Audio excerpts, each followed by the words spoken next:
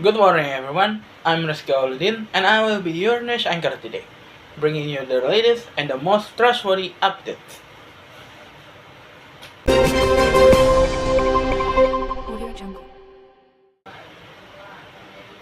The National Disaster Mitigation Agency indicated that over 3,000 people residing in the West Halmahera district, North Maluku provinces, may need to evacuate due to the increased volcanic activity at the Mount Ibu. Speaking in Jakarta on Thursday, head of the MDMA Disaster Data, Information and Communication Center, Abdul Mohori, noted that this estimate is based on the previous evacuation conducted during a similar incident in the May last year. He added that the plan is to evacuate residents in the several villages in the North Ibu subdistrict, such as Sanggali Nyingku and Tokuku, which are within in the volcano eruption radius. The National Disaster Mitigation Agency would maintain ongoing communication with the West Halmahera District Government, the National Armed Forces, and the National Police, and the National Search and Rescue Agency. On Wednesday, January 15 afternoon, the Geological Agency elevated Mount Ibu danger status to the highest level of 4 to the skeptical international of the volcanic activity detected by the agency team during the January 1 to the 14th period. The agency was urged residents and tourists to avoid any activity within the 5-kilometer radius of the volcano. In response to this situation, the district government has declared a 14-day emergency response status to facilitate the execution of the emergency measure. Officers at the Mount Ibu observation post in Gam-IC village, West Halmahera, recorded an average of 70 eruptions per day in this month, with eruption column reached high of to 4 kilometers above the volcano summit. Throughout this period, Mount Ibu has caused 748 eruption earthquakes, 70 avalanche earthquakes, 1,643 gust earthquakes, 6,976 shallow volcanic earthquakes, 346 deep volcanic earthquakes, and 16 local tectonic earthquakes with a dominant amplitude of the 3 millimeters. That's all for this today news. Thank you for the listening.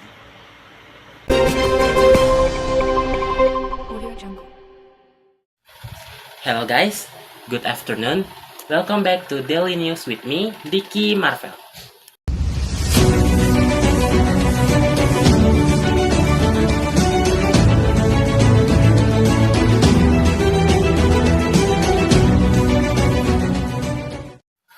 The All Indonesian Football Association (PSSI) officially dismissed Sinteyong as head coach of the Indonesia football team.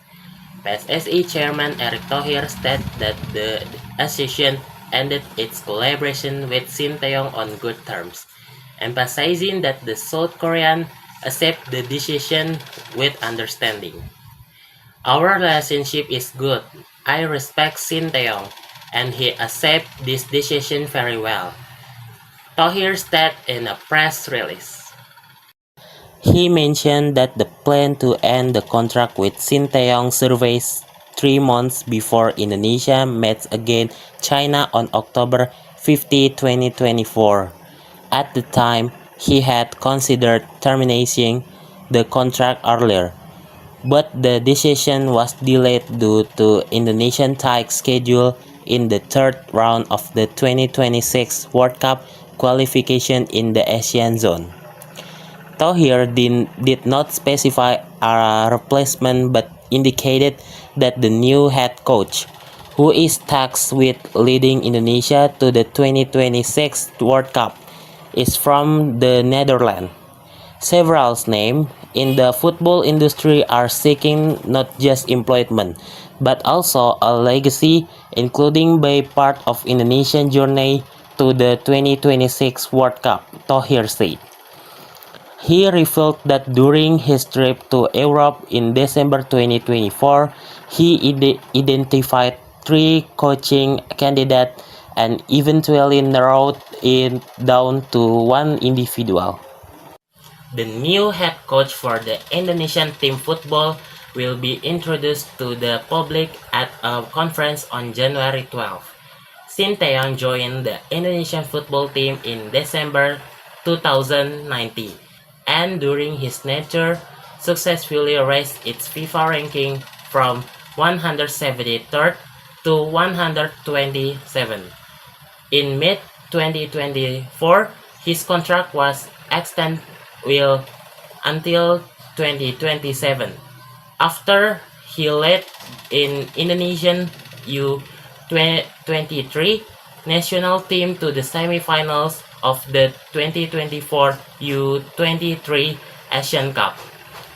In his farewell message, Sinteyong expressed hope for Indonesia's successful qualification of the 2026 the World Cup. Thank you for watching and goodbye. Audio Jungle.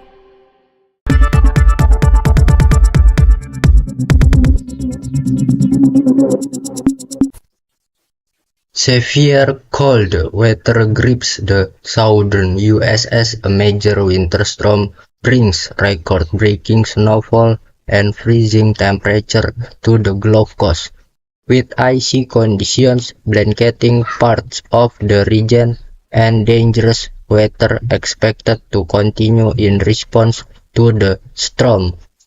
Governors across the South, including Florida, declared states of emergency earlier this week. For the first time, blizzard warnings were issued for parts of Louisiana and Texas, although they have since been lifted. The storm affected states from Texas to Florida and Georgia and has resulted in numerous deaths and injuries, as well as causing widespread travel disruptions and closures. Also, we are seeing extreme weather patterns, record-breaking snowfall, as we just said, and freezing temperatures. On the other hand, wildfires burning acres in Los Angeles. This is not unusual for us. It is nice that we are talking about the extremes. One extreme is about dry weather in the California area, where there are severe wildfires, and that is a build-up that has been going on for years. Now, the weather conditions across South America in the cold wave are mainly a result of the polar vortex, which has been increasing in intensity, getting colder since the 1980s. Conditions like that have never happened before, and what is happening now is one part is facing the other extreme, and the other part is facing the exact opposite extreme, like dry weather leading to wildfires, and the other part is extremely cold. So, this is kind of combined with the larger atmospheric and climatological phenomena, but at the same time, what is driving it is somehow largely the carbon emissions that have been put into the atmosphere. As the result, what's happening is seasonal patterns are filtering out extreme climate across the south. This also follows the same pattern: long summers, long winters. Winters are getting shorter summer, where you are going to see the rains become urgent data. So, these extreme events are going to be felt more and more in the coming days. Now is the time we need to understand that what are the states of emergency that have been issued in these areas in the south as well as in North America. We need to look at it from a pandemic perspective. Climate change is driving extreme events, and we need to look at it from a pandemic perspective. After that, I think we can do some kind of firefighting in terms of what's been done damage. That's where I think there's going to be more science-led or empirical evidence-led public policy.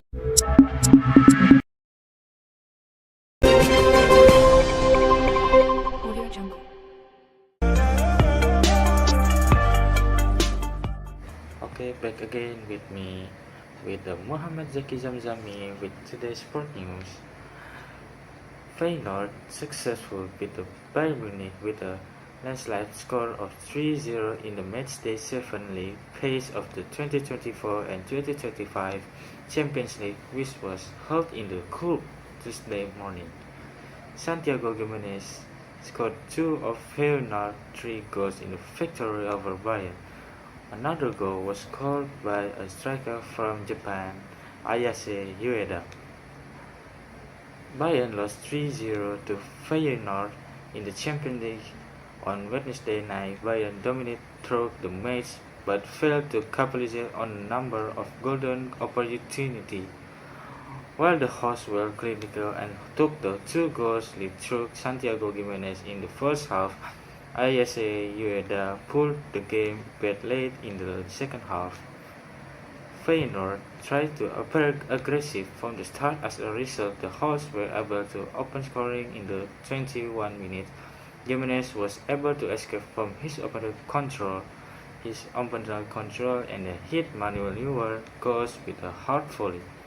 Entering the 90 minutes of first half injury time, Feyenoord received a penalty after Rafael Guerreiro committed a violence in the forbidden box. Gimenez also success in beating Neuer from the spot.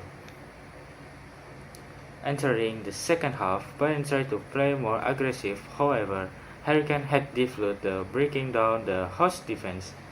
Instead of reducing the gap, Bayern actually filled the further after Ueda broke into Neuer's goal in the 89 minutes. A score of a 3-0 of Feyenoord victory was the final result of this match.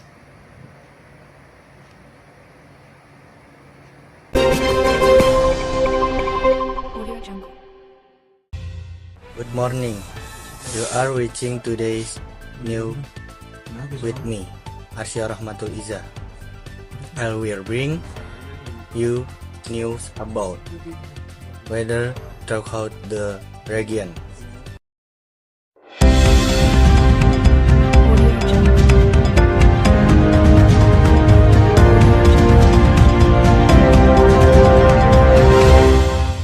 Today weather Thursday, all areas of Jakarta, Bogor, Depok, Tangerang, and Bekasi are predicted to be cloudy. However, the Meteorology, Climatology, and Geophysics Agency weather report cite that the afternoon and evening will be different. For example, in South Jakarta, it is predicted that there will be thunderstorm and at Jakarta will rain with light intensity this afternoon. Even so, tonight, the entire sky in the capital city of Jakarta is expected to be cloudy again.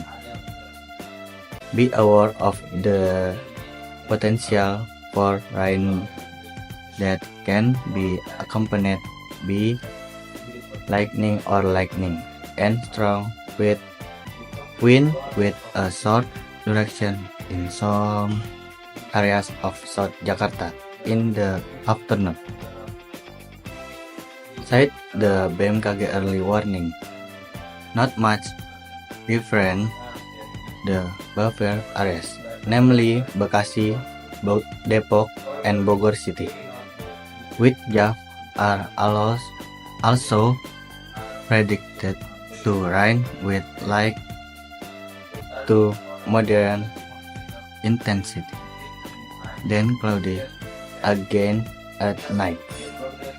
Be aware of the potential for rain that can be accompanied by lightning and strong wind between noon or afternoon and night in some areas of Bogor Regency and City, Depok City, Sukabumi Regency and City, Cianjur Regency, explain the BMKG early warning.